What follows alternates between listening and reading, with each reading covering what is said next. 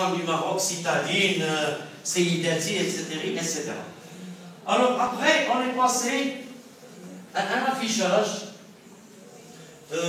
qui est à d'autres façons de communiquer. C'est du média, c'est pas de l'or média. Et l'affichage, avec le progrès technologique, ça y est, on n'a plus la petite affiche qu'on colle devant le magasin. On a l'affiche qui bouge, qui fait toute la ville, à savoir l'habillage de véhicules.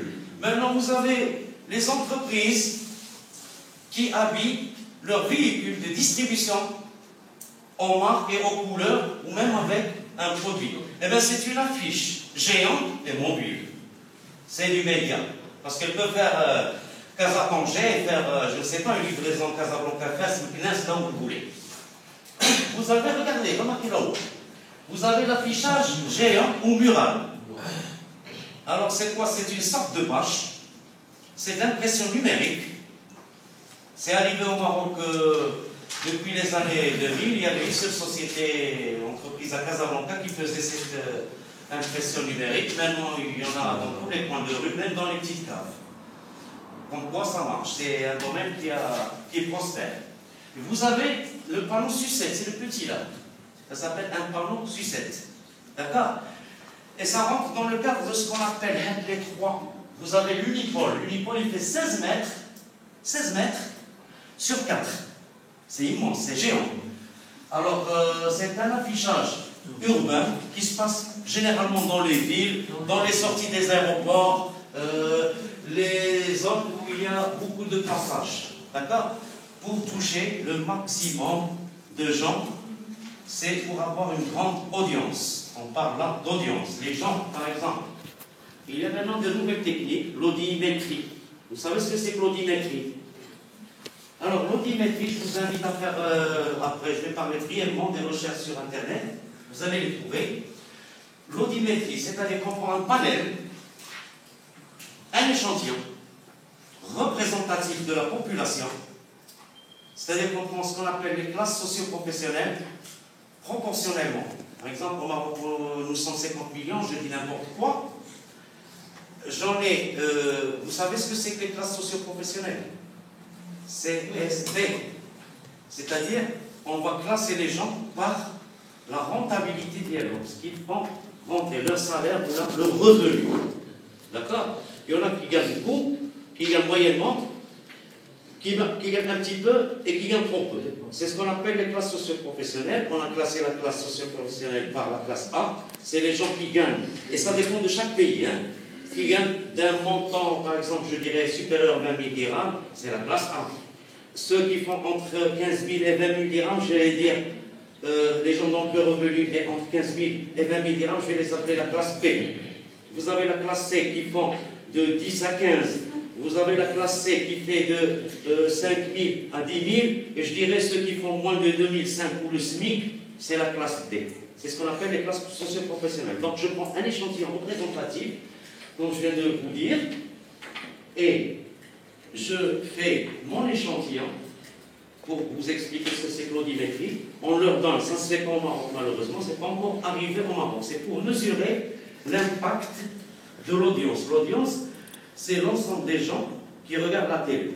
J'ai vu par exemple, l'audimétrie c'est quoi? Vous avez dit, ces gens-là, ils ont des télécommandes. Et chaque fois, c'est des télécommandes spéciales. Ils ont plein de chaînes. Chaque fois qu'ils changent de chaîne, ça apparaît chez la société qui fait l'audimétrie. Et le lendemain, ils vont vous dire, on va extrapoler ça bien sûr sur tout le Maroc, on va dire 15 millions de Marocains ont vu un match de football. 10 millions ont vu ce feuilleton. 3 millions ont vu les informations. C'est pour avoir une idée. Est-ce que vous avez compris maintenant ce que c'est que l'audimétrie? C'est un petit échantillon représentatif de toute la population. D'accord? Et c'est à partir de là qu'on va savoir utiliser un chemin de canal. Je prends 2R, ou je prends RTR, ou je prends cette chaîne. Je cherche le maximum. Parce que cette société qui fait ces études-là, elle va me fournir des informations. Voilà, monsieur, pour revenir aux informations. Je vais acheter des informations. Elle n'est jamais fiable. Ce n'est pas la réalité. D'accord? Mais je la prends avec une certaine précaution. D'accord? Quand on vous donne cette information, on vous dit, elle est vraie à 90%. D'accord? Bref. Donc, vous allez dire. Et là, ils vont essayer de détailler. La communication pour la garde des enfants, c'est 20%, parce que c'est un lancement d'un nouveau produit, 200 millions de centimes, 2 millions de dirhams. D'accord? Donc, les 2 millions de dirhams, on va répartir par exemple 75%, soit 1,5 million de dirhams. Vous voyez comme la télé coûte trop cher. On va juste produire un film. Pour faire le film, d'accord, et les petites bandes dessinées, ça va coûter 1,5 million de dirhams, 150 millions de centimes. Après, on va passer, ça c'est le média, les médias de masse. Ça va coûter, ça va représenter 75% du budget. Ensuite, vous avez, pour la campagne hors média, vous en avez pour 25%. C'est-à-dire, comment? Ça c'est le hors média. Avec le marketing opérationnel, c'est le one-to-one, l'animation avec les mascottes, les dégustations sur au niveau des supermarchés avec le merchandiser et tout ça. Voilà. Et puis, un marketing direct, c'est-à-dire, on va faire un jeu ou quelque chose au niveau d'un point de rassemblement du jeune public qui est le cœur de notre cible dans le cadre des produits qu'on va lancer, des nouveaux produits. Ok, alors vous avez ensuite, pour ce qui est de la communication institutionnelle, et bien ça coûte aussi. Donc j'ai dit au niveau de la communication institutionnelle, ça va représenter 12,5% du budget, à savoir 500 000 dirhams, c'est-à-dire, il y a une campagne média qui va prendre 30%, l'affichage au niveau, l'affichage urbain, je vous ai montré tout à l'heure, c'est du hors média, c'est pas du média. Et puis vous avez la presse, on va faire des annonces presse, ça c'est de la publicité, on va communiquer sur l'entreprise, sur les valeurs de l'entreprise et sur les performances de l'entreprise et sur le personnel de l'entreprise. D'accord? Les certifications un peu de. Et vous avez du hors média, là, qui va représenter 70%. C'est pour faire un site web peut-être. D'accord? Les CD-ROM qu'on va distribuer à nos partenaires, les intermédiaires dans la chaîne de distribution. Et puis la relation presse. On va faire des conférences de presse, on va inviter des journalistes, on va inviter les gens. Et ça coûte, parce que ça va se passer dans un hôtel, dans un cadre agréable, avec peut-être un cocktail dînatoire, avec beaucoup de choses.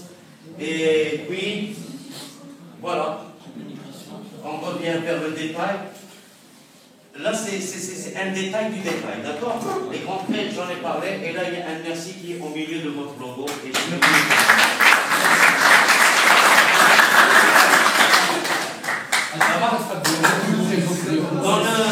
il n'y a pas de question. Ah, c'est sûr, vous êtes fatigué. Non.